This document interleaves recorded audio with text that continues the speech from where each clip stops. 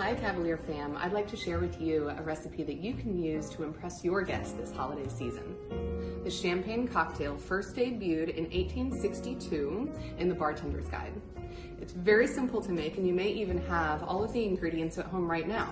You will need a sparkling wine or champagne, sugar cube, aromatic bitters, and lemon to garnish. One of the simple aspects or elements of this recipe is that you will build it directly in the champagne flute. We start by soaking a sugar cube in bitters. I'm using a cocktail spoon, but you can certainly use any type of spoon.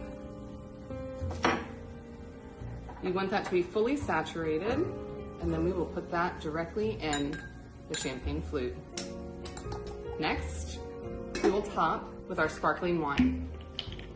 Any sparkling wine will do, but I would use a Brut and not a Prosecco or something more sweet because you've already added a sweetener. Do pour in very slowly and at an angle so that you don't bubble over, as I've done many times. It's already a beautiful color, and now we will garnish with our lemon. I like to use a common vegetable peeler because it really helps to release the oils and the aroma of the lemon skin or the rind, which we use to make a twist. And then you can even see some of those oils coming out. We've garnished with our lemon.